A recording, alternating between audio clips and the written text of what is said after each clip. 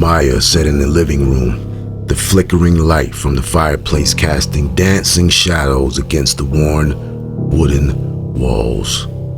The wind howled outside, making the trees creak and groan, but she found it strangely calming. It was the first peaceful night she'd had in weeks. Her phone sat on the table beside her, the battery low, barely a single bar of service left. She didn't need it. She didn't want it. She only wanted silence. The clock on the wall ticked loudly, each second seemingly drawn out longer than the last. It had started to annoy her earlier, the incessant sound, but she'd grown used to it. She stretched her legs out on the couch, pulling the blanket tighter around her shoulders, the weight of the day slowly fading away. She was almost asleep when she heard it. Knock, knock, knock. The sound echoed through the small cabin, sharp and sudden, as if it were coming from inside her own head. Maya jumped, her heart racing. She blinked, disoriented for a moment, before glancing toward the door. The wind was howling outside, but the knock, that wasn't the wind. It was a deliberate knock, a human knock. She stood slowly, crossing the room to the door with hesitant steps. Maybe someone else had gotten lost in the woods. She swung the door open. Nothing. Her breath caught.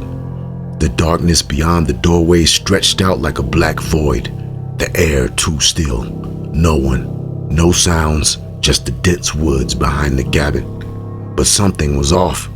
The silence was unnatural, suffocating. She stepped back into the cabin, pulling the door shut behind her with a soft click. It's nothing, she told herself. Probably just an animal or some prankster. It's fine. Her hands were trembling, but she tried to shake off the unease. She looked at the clock again. 11:57 p.m. The second hand moved, a slow and deliberate tick. She was on edge, but tried to breathe through it. She was alone here. She could handle this. Then from somewhere behind her, she heard a whisper. Maya. Her heart skipped a beat. She spun around, breath caught in her throat. But there was no one, no movement, just the empty room, the flickering flames in the fireplace. Was this just in my head? She took a few steps, trying to steady her nerves. She'd gotten a little too wound up, and that was all. But then, knock, knock, knock. Louder this time, closer. Her pulse shot up as the sound seemed to echo from every direction. The door. She glanced at the clock. Midnight. Her hand shot to the handle. This time, she wasn't going to hesitate. She had to know what was going on. Her heart hammered in her chest as she flung the door open, and there, standing in the doorway, was her. The woman was an exact replica of Maya. Pale, wide-eyed, frantic. Her clothes were torn, her hair wild, as if she had been running through the woods for hours. But it was her face, her eyes, her voice, the same. Maya's breath hitched in her throat. What the hell? Who are you? Maya stammered, the words coming out too fast, too weak. The woman didn't respond immediately. She was gasping for air, her face twisted in terror. Maya, she said, her voice strained. You. She paused, eyes wide with something primal, a terror that was almost contagious. You have to leave. Leave now, before it's too late. Maya froze.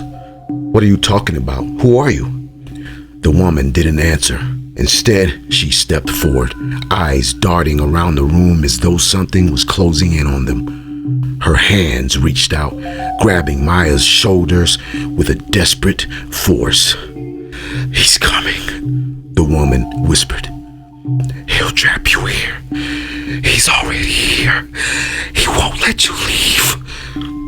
Maya tried to push her away, but the other woman's grip was too strong, her eyes too wild. before Maya could say another word, the door slammed shut on its own. She spun toward it, but the second Maya was gone, no trace of her, no sound, no movement. Maya stumbled back, her chest rising and falling in rapid, shallow breaths. Her heart pounded. In her ears, the room felt suddenly colder, like an unseen weight had descended on her. The clock's ticking seemed louder now. What the hell was that? She turned toward the door again, her hand shaking as she reached for the handle. But it was no use. The cabin was silent once more. Nothing, not a sound, not a sign of the woman who had just been standing there. Her reflection in the window caught her eye. She looked haggard, pale, wide-eyed, just like the woman who had appeared on the doorstep. A chill crept down her spine.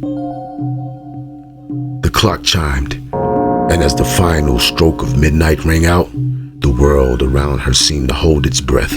Maya stood frozen in place, uncertain if she had imagined the whole thing or if something darker had just begun. Maya decides she won't run this time, so she stands by the door, bracing herself, and the knock comes. Slowly, she opens it, but this time there's no doppelganger. Instead, the cabin is different. The air thicker, the shadows stretched unnaturally. The clock on the wall, always resetting to 11:59, is gone. The space feels off, as if reality is shifted. She steps outside. The forest is impossibly silent. She turns back to the cabin, but it's not her cabin anymore. The windows are dark. The structure looks louder. Decayed, old, abandoned for years. Her breath catches. A whisper brushes her ear. You should have left. She spins around, but no one's there. But deep in the trees, a figure stands, barely visible in the moonlight. It's moving towards her. Maya wants to run, but her feet won't move. The clock chimes midnight, and then darkness. Maya seems to be in a bit of a pickle, wouldn't you agree? Thank you for listening. Remember to like, subscribe, and comment. Till next time.